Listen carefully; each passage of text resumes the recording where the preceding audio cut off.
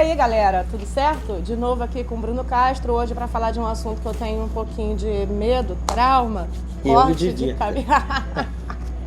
Cortes de cabelo. Então, você é uma traumática também da tesoura?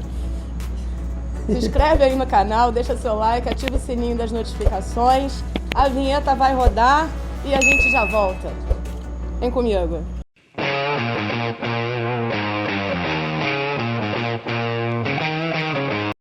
Por que você se diverte? Porque é muito engraçado. Eu tinha trauma de cortar cabelo, porque assim, quando eu saí do curso, eu fui pro salão e o meu primeiro corte foi desastroso. Ai. Eu me dava muito bem com a tesoura no curso. O meu instrutor falava assim, nossa, você tá indo super bem, tá dominando. O meu primeiro corte valendo a Vera, pago, eu fiz uma besteira. Ai. Aquela autossegurança, sabe? Tipo, vou fazer o melhor corte, porque eu já sei fazer. E eu fiz um desastre. E foi engraçado que a situação foi. Era um corte masculino, e eu já sabia fazer, tava super dominando, pente e tesoura. E logo depois a dona do salão me chama no meio do corte. Aí eu fui vendo o que ela queria, eu pedi licença, fui lá, tá tudo bem? Eu falei, tá tudo bem. Tem certeza? Eu falei, tem. Olha o que você tá fazendo. Nossa Senhora. Quando eu olhei de longe, vários caminhos de rato. Ai, não. Aí de um corte que seria um corte mediano, né, tipo, mais cheinho, eu tive que passar a máquina. Putz. Aí aquela super segurança me fez colocar o pé no chão. E aí me fez entender que o que eu aprendi não era nada, na realidade, a partir daquele dia.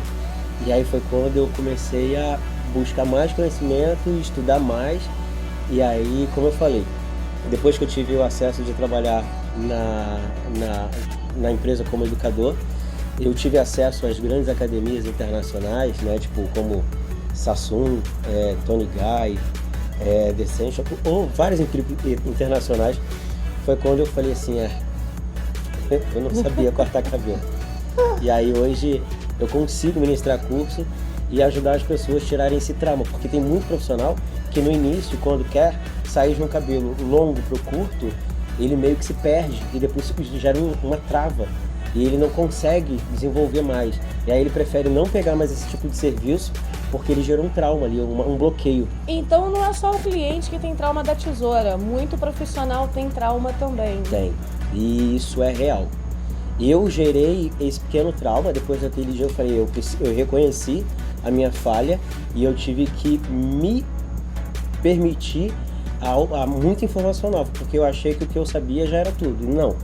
E cada dia a gente vai aprendendo. E apesar de eu ter trauma da tesoura, e tenho mesmo, um bom corte de cabelo faz toda a diferença. E eu falo muito para as meninas que eu atendo, as minhas clientes, que assim, você não precisa encurtar o cabelo para parecer que mudou, para parecer que cortou. Se você fizer, você pode manter o comprimento, mas criar um movimento, criar um design de corte, criar linhas diferentes, distribuição de peso, você consegue encantar por onde você for. Porque um bom corte, você consegue até, eu ouço muito isso, graças a Deus, Bruno, eu corto o cabelo com você, mas passa 2, 3 meses, parece que eu tô com o mesmo corte. Porque aí eu consegui entrar numa linha de perfeição de corte, que é a maior precisão para o resultado final. Porque tem muito disso, a gente faz um corte diferenciado e daqui a 2 semanas parece que o corte acabou. Nas academias internacionais a gente acaba aprendendo que você, além de executar, você tem que fazer o cross-check. E aí fazer o repasse do corte, porque qualquer ponta que venha ficar, você elimina e você aumenta o seu poder de precisão. Aí o seu corte deixa de ser um simples corte, aí você pode entrar até numa alfaiataria para cabelo. É diferente ouvir esse nome, esse termo de alfaiataria, porque você consegue cortar o cabelo criando a silhueta da mulher, criando um corte personalizado. Exatamente como um alfaiate. Ou seja, cortar o cabelo não é chegar, pentear todo, dividir no meio e botar a tesourinha retinha. Vai muito além disso. Vai muito. Porque você tem o visagismo, você tem a compensação que você vai usar, você tem a valorização. E não é qualquer corte que serve para qualquer pessoa. Você tem que fazer um estudo de personalidade também visual, né? Estrutura de fio, formato de rosto. Isso é muito interessante. Aí entra no visagismo real. Entendi. Os meus traumas vieram primeiro porque eu chegava e dizia que eu queria cortar só um pouquinho, né? Limpar. Sempre gostei de cabelão, apesar de não estar com cabelão. Vamos chegar nessa parte aí. E o pouquinho que eu pedia pra cortar sempre era um pocão. Aí eu ia pra casa arrasada. Depois eu tive um corte químico. E nessa do corte químico eu tive que bater o cabelo na nuca mesmo. Aí ele só crescia um pouquinho mais assim pra frente, que era onde dava. Confesso que saí de salão apaixonada, porque eu nunca tinha tido cabelo curto, né? Tirei umas 3, 4, 5 fotos no dia. 2 semanas depois eu tava chorando, porque eu queria o meu cabelo de volta. E teria que esperar crescer, não teve jeito. Daí o cabelo cresceu. Não cortei mais, só fui acertando ele mesmo, né? E eu pintei o cabelo de rosa. Que eu amei. Aliás, eu tenho maior saudade do meu cabelo rosa. Produção, bota a foto aí do meu cabelo rosa. O problema foi quando eu quis me livrar do rosa. Na verdade, não era nenhuma vontade, foi uma necessidade. Eu passei por uma situação onde eu não podia mais ter o cabelo rosa. Eu tinha que voltar para tons normais, digamos assim.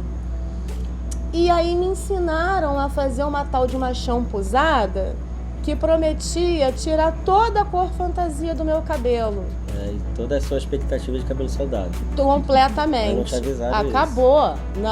Não tirou toda a cor do meu cabelo e ainda tirou toda a estrutura do meu cabelo. Meu cabelo mingou. Meninas, cuidado com a indicação que vocês recebem. Pode ser de uma amiga, de uma blogueira, até de um site, talvez de você não tenha tanto conhecimento. Existem certos procedimentos químicos que são irreversíveis. A shampoozada, se você não tiver um controle sobre a força a usar, o tempo a deixar, você pode sensibilizar o cabelo de uma forma que isso pode gerar um corte químico.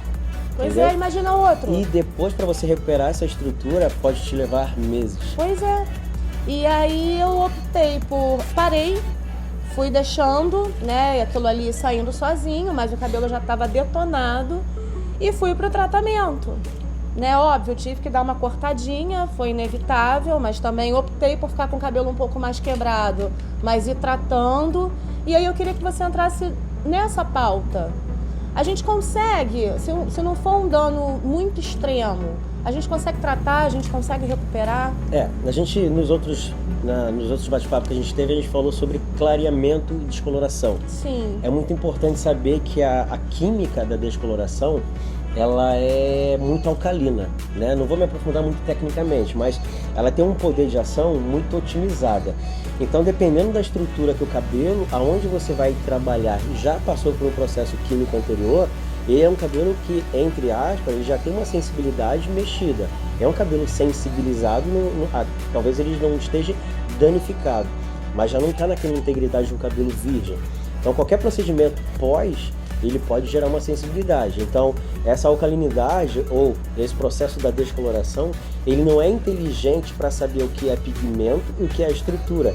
Ele sai fazendo uma varredura, aonde depois que passa essa varredura, o que ficou pode ficar muito sensibilizado, extremamente poroso. E aí, uma das coisas que eu sempre falo para todas as loiras que eu venho a criar, cabelo loiro precisa de reposição lipídica, porque o cabelo, você tem muita sensação, a porosidade, ela é muito sensorial. Você passa o dedo, né, sobre a estrutura, você tem aquela aspereza. Sim. Então, meninas, além de tudo, tratamento de reposição lipídica é importantíssimo, isso até diariamente. Mas não é para chegar na farmácia e perguntar qual é o produto de reposição lipídica e passar no cabelo. Não é óleo de silicone, não é óleo de coco, não são esses óleos. São óleos refinados que passaram por um processo de transformação para que tenha a semelhança à estrutura e que o cabelo consiga absorver totalmente. E não fica aquela sensação de oleosidade. Não são derivados de silicone, de polímeros, porque esses silicones eles ficam superficialmente, porque são derivados do petróleo, né? Não são aqueles óleos essenciais como de macadâmia, de girassol, esses elementos mais puros e mais, vamos dizer assim, qual seria a palavra exata? São elementos refinados com uma qualidade extraordinária. vamos dizer assim. Então, você consegue fazer a aplicação e a absorção total do produto sem ficar aquela sensação de creme no cabelo. Mas também não adianta eu chegar na farmácia e pedir um óleo de girassol, um óleo de macadâmia, E fazer aquela mistura caseira, não. Eu vou precisar ir a você para você ter noção da quantidade de sensibilidade ou dano que aquele fio tem, para você poder me indicar o produto correto. A profundidade do dano. Sim. Porque aí você vai combinar. Junto com os óleos essenciais, você pode entrar com um complexo de aminoácidos, agentes mais otimizados para fazer o tratamento. Porque no nível de tratamento você tem nutrição, reparação, reconstrução e regeneração. Então, não é simplesmente reposição de água que a gente falava há muitos anos atrás. Vamos fazer uma hidratação no cabelo. Não somente isso. Você tem ativos que hoje conseguem fazer a reposição e ao mesmo tempo fazer a retenção desse produto no fio. E aí a melhor qualidade de fio. Entendi. Entendeu? A gente estava falando há blocos atrás que a gente é o que a gente come. A ingestão de água, ela tem alguma influência? A quantidade de água que a gente ingere faz total diferença ao fio. Tanto para a pele, a gente consegue ter uma qualidade de pele e automaticamente... Fio também. Fio. É extremamente importante beber água. Ai, Bruno, olha, eu ia esquecer de uma coisa muito importante, mas já que a gente está falando de tratamento e tudo, eu acho que tem muito a ver, que é sobre o dermatologista. Que às vezes a gente está com uma queda de cabelo, ou cabelo opaco, e aí vamos no dermatologista. Não é qualquer dermatologista que pode indicar um tratamento a gente. Sim, eu sempre recomendo, quando eu tenho uma cliente que tem uma necessidade mais a fundo, de um tratamento mais minucioso, porque assim, quando você tem uma queda de cabelo, é uma sinalização do corpo, tem alguma coisa acontecendo. Pode ser um problema psicológico, sentido emocional, pode ser estresse, pode ser pós-operatório. Então é muito delicado falar de queda. Hormônio? Exatamente, tireoide. Tem muita gente que precisa fazer uma reposição hormonal que, né, na melhor idade, assim, também começa a ter aquela baixa de densidade de fio. Quando fala de dermatologista, trata muito de pele. É uma especialização, é o que ele estuda, né? Mas existem especialistas para tratamento de queda, que faz pós em tricologia. Então, não que o dermatologista não tenha um conhecimento, mas o que tem um conhecimento mais aprofundado são os que têm especialização em tricologia. Porque assim, não falando mal de um dermato, não, enfim, mas é mais para esclarecer mesmo as pessoas. Porque o cabelo, ele é um membro da epiderme, mas ele está inserido na derme, porque é onde tem irrigação sanguínea. E dermatologista estuda pele, né? E o cabelo, ele é um outro universo. Então, o dermato especializado em tricologia, ele consegue te dar um resultado mais... Ou até um terapeuta capilar, porque eles são especialistas em queda, né? Então, a gente precisa prestar atenção também na formação do profissional. Exatamente.